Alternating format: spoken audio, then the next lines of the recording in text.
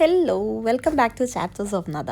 ഇന്നത്തെ വീഡിയോയിൽ പറയുന്നത് ഞാൻ നാട്ടിലേക്ക് പോവാണ്. ഒരു ജോലി കിട്ടിയിട്ട് വേണം ലീവ് എടുക്കാമെന്ന് പറയുന്ന മാതിരി എനിക്കിവിടെ ജോലി കിട്ടിക്കഴിഞ്ഞ ആദ്യത്തെ മന്ത് മുതൽ ഞാൻ പ്ലാൻ ചെയ്യുന്നതാണ് നാട്ടിലേക്ക് പോകാനായിട്ടുള്ള എൻ്റെ ഡേയ്സ്.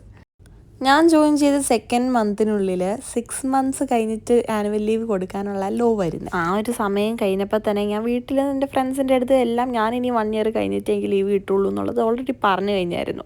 സർപ്രൈസസ് അതെനിക്ക് പണ്ടേ ഒരു വീക്ക്നെസ്സാണ്.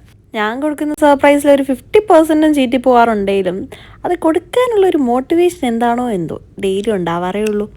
അങ്ങനെ ഇരിക്കുമ്പോഴാണ് I plan my vacation on Jan 16th. October 1st തന്നെ ഞാൻ എൻ്റെ ടിക്കറ്റ് ഓൾറെഡി ബുക്ക് ചെയ്ത് കഴിഞ്ഞായിരുന്നു. അന്ന് മുതൽ ഇന്ന് വരെയുള്ള എല്ലാ വീക്കെൻഡ്സും എനിക്ക് ഷോപ്പിംഗ് വീക്കെൻഡ്സാണ്. വീഡിയോയിൽ കാണുന്ന ഓരോ സീൻസും ഷോപ്പിങ്ങിന് പോയിട്ടുള്ള ഗ്ലിംസസ് ആണ് കേട്ടോ. ഈ ഹോസ്റ്റൽസിലൊക്കെ കാണില്ലേ, ഈ ഒരു ദിവസം ലീവ് ഉണ്ടെങ്കിൽ വീട്ടിൽ പോയിട്ട് വരുന്ന ആ ഒരു ടൈപ്പ് ഓഫ് പേഴ്സൺ ആയിരുന്നു കേട്ടോ ഞാൻ. അപ്പോൾ എക്സൈറ്റ്മെൻറ്റ് എനിക്ക് അങ്ങോട്ട് ഒട്ടും ഹോൾഡ് ചെയ്യാൻ പറ്റുന്നില്ല. എന്ത് വാങ്ങിച്ചാൽ മതിയാകുമെന്നും അറിയില്ല. എൻ്റെ ബ്രദർ ആൻഡ് സിസ്റ്റർ ഓൾറെഡി നാട്ടിൽ 8th അപ്പോൾ എല്ലാവരും എന്നെ അവരുടെ കൂടെ എക്സ്പെക്റ്റ് ചെയ്യുന്നുണ്ടായിരുന്നു. എല്ലാ വീക്കെൻഡ്സിലും ഷോപ്പിംഗ് ചെയ്ത് വെയിറ്റ് ലിമിറ്റ് ഒത്തിരി എക്സസ് ആയത് ഞങ്ങൾ ആരും അറിഞ്ഞില്ല.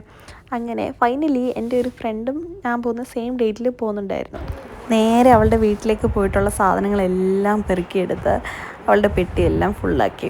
നാട്ടിൽ പോയിട്ട് എങ്ങനെ ഫ്രണ്ട്സിനെ സർപ്രൈസ് ചെയ്യണം എന്നുള്ള കഥയെല്ലാം പറഞ്ഞ് ഞങ്ങൾ രണ്ടുപേരോടെ ഇരുന്നു കുറേ നേരം സംസാരിച്ചു. ആകെ 12 ദിവസം ഉള്ളെങ്കിലും ആ 12 ദിവസം ഞങ്ങൾ എങ്ങനെ ചിലവാക്കണം എന്നുള്ളതെല്ലാം പ്ലാൻ ചെയ്തിട്ട് ഇനി നാട്ടിൽ വെച്ച് കാണുന്നുള്ള 5 ഡയലോഗും പറഞ്ഞ് സ്പ്ലിറ്റായി. അപ്പോൾ നാട്ടിലേക്ക് പോകുന്ന വിശേഷങ്ങളെല്ലാം അടുത്ത വീഡിയോയിൽ പറയാം. ബൈ.